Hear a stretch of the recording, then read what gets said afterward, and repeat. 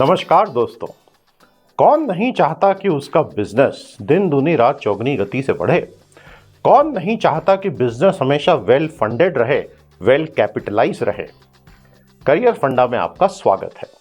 आज हम बात करेंगे कि अलग अलग बिजनेसेस में फंडिंग जनरेट करने के क्या तरीके हो सकते हैं। दोस्तों, अगर आप एक बिजनेस चला रहे हैं तो आप बहुत ही रेयर होंगे अगर आपको कभी फाइनेंशियल प्रॉब्लम फेस नहीं करनी पड़ी होगी, क्योंकि 99% बिजनेसेस में किसी न किसी स्टेज पर वित्तीय दिक्कतें आती हैं। और अगर नहीं आती हैं तो कम से कम एक सवाल हमेशा सामने आता है कि बिजनेस का अगर एक्सपेंशन करना हो तो फंडिंग कहां से लाएं। होता है ना। फंडिंग बेसिकली दो प्रकार की होती है, एक है डेट, एक है इक्विटी। डेट का मतलब होता है कर्ज। आप पैसा उठाते हैं और बदले में आप ब्याज चुकाते जाते हैं और फिर मूलधन भी चुकाना होगा। दूसरा होता है इक्विटी फंडिंग। इक्विटी में आप अपना 100% जो शेयर है कंपनी में, उसमें से 1, 2, 3, 4, 5, 10, 15, 20% किसी को बेच देते हैं। बदले में पैसा मिल जाता है, उस पर कोई ब्याज नहीं देना रहता, वो पैसा आप ही का होता है। तो ये दो तरीकों में फर्क ये होता है कि इक्विटी फंडिंग में आप अपने बिजनेस में पार्टनर बना लेते हो हमेशा के लिए। डेट फंडिंग में कोई भी पार्टनर नहीं होता, उनका पैसा चुकाया, वो अपने रास्ते, आप अपने रास्ते। इसीलिए डेट इक्विटी रेशियो भी कंपनियों के लिए कैलकुलेट होता है। खैर, वो आगे की बातें हैं। अगर आपको उस तरह के विषय भी मुझसे सुनने हो तो फीडबैक फॉर्म में जरूर बताइएगा। तो प्यारे दोस्तों, भारत में छोटे छोटे व्यापारियों के लिए, बिजनेसेस के लिए आखिर फंडिंग के तरीके क्या क्या हो सकते हैं। सबसे पहला तरीका है कि आप सरकार की अलग अलग स्कीम्स में से फंडिंग ले सकते हैं। सरकार मुद्रा स्कीम चलाती है जिसमें 3 अलग कैटेगरीज में लोन दिए जाते हैं। भारत के लाखों व्यापारियों ने, बिजनेसमैन ने उन तीनों कैटेगरीज में, अलग अलग कैटेगरीज में लोन मुद्रा स्कीम में लिए हैं और लाखों करोड़ों का क्रेडिट बैंकों ने जारी किया है। ये वो कंपनियां हैं जिनमें से कुछ आज बड़ी ब्रांड्स भी बन गई हैं। उनकी जानकारी आपको मुद्रा की साइट पर ही अवेलेबल हो जाएगी। उसके अलावा भारत सरकार MSME क्रेडिट गारंटी स्कीम भी चलाती है। उसमें आपको क्रेडिट राष्ट्रीयकृत बैंकों से मिल सकता है, हालांकि वो इतना आसान तरीका नहीं होता है। और उसके अलावा फिर सेक्टर स्पेसिफिक भारत सरकार की कुछ स्कीम्स होती हैं जो फंडिंग करती हैं। ये पूरी लिस्ट आपको अलग अलग फाइनेंशियल वेबसाइट्स पर मिल जाती है। दूसरा तरीका फंडिंग उठाने का होता है एंजल इन्वेस्टर्स के पास। अब एंजल इन्वेस्टर्स वो हाई नेट वर्थ इंडिविजुअल होते हैं जो उभरती हुई कंपनियों में पैसा लगाना चाहते हैं।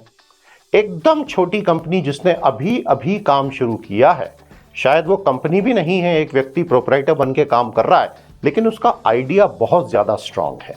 अगर आप उनमें से हैं तो आप एंजल फंडिंग के लिए कोशिश कर सकते हैं। ये लोग आपकी कंपनी में डेट और इक्विटी दोनों देंगे। ज्यादातर लोग इक्विटी लेने में इंटरेस्टेड रहते हैं, यानी शेयर होल्डिंग। तो कोई भी एंजल जो फंड करता है उसको एंजल कहते हैं। किसी एकदम नए लड़के या नई लड़की की बनाई हुई कंपनी में पैसा क्यों डालेगा? क्योंकि उसे उसमें फ्यूचर पोटेंशियल दिखता है। उसे ऐसा दिखता है कि मैं आज 50 लाख रुपए डालूंगा तो ये 100 गुना बन जाएगा 5 साल में, और इसलिए उस मोह में वो फंडिंग करते हैं। एक बात मैं आपको समझा दूं, अगर आपका एक छोटा व्यापार है और आपके पास एक बड़ा आइडिया है तो आपको फंडिंग मिलने के चांसेस बेहतर होते हैं। अगर आप कमोडिटाइज बिजनेसेस में हैं जो दूसरे भी बहुत सारे लोग कर रहे हैं, तो फिर इक्विटी फंडिंग मिलना मुश्किल है। डेट फंडिंग ही एकमात्र रास्ता रहता है। ठीक है। तीसरा तरीका होता है, अगर आपकी कंपनी कुछ साल काम कर चुकी है, प्रॉफिटेबिलिटी का एक ट्रैक रिकॉर्ड है, तो आप वेंचर कैपिटल के पास जा सकते हैं। वेंचर कैपिटल फंड्स, ये समझ लीजिए कि एंजल इन्वेस्टर्स का एक बहुत बड़ा स्वरूप होते हैं और वो लोग बड़ी मात्रा में निवेश करते हैं। उनका भी लालच यही रहता है कि पैसे को 10, 20, 30, 50, 100x ग्रो करना है। दुनिया की बड़ी बड़ी कंपनियों में वेंचर कैपिटलिस्ट लोगों ने पैसा लगाया हुआ है और बहुत पैसा बनाया भी है। लेकिन ऐसा नहीं है कि हर बार एंजल इन्वेस्टर्स और वेंचर कैपिटल फंड्स सक्सेसफुली होते हैं। कई बार ये लोग बहुत बुरी तरह से फेल हो जाते हैं और उनके 20, 30, 40 इन्वेस्टमेंट जीरो हो जाते हैं, लेकिन उनको उस एक गूगल की, उस एक फ्लिपकार्ट की तलाश रहती है जो पैसे को 100 या 500 गुना बड़ा कर देगा। जापान के एक बहुत बड़े इन्वेस्टर ने एक समय में जैक मा की कंपनी पर अलीबाबा पर पैसा लगाया था। तब अलीबाबा का नाम कोई नहीं जानता था और वो कंपनी इतनी बड़ी हो गई कि जापान का वो इन्वेस्टर अरबपति बन गया। तो ये सारा खेल ऐसा होता है। चौथा तरीका है कि आप नॉन बैंकिंग फाइनेंशियल कंपनी से ऋण ले सकते हैं। हालांकि इनसे ऋण लेते वक्त इंटरेस्ट रेट के कैलकुलेशन को बारीकी से समझ लीजिएगा, उसके बाद ही आगे बढ़िएगा। तो ऐसे बहुत सारे तरीके हैं, लेकिन आपको पहले यह तय करना है कि आप अपने बिजनेस को कहां लेके जाना चाहते हैं। आपका क्या ग्रोथ प्लान है। अगर ऑलरेडी प्रॉफिट अच्छा है तो जरूरी नहीं कि बेहिसाब ग्रोथ के लिए बहुत सारी फंडिंग उठाई जाए।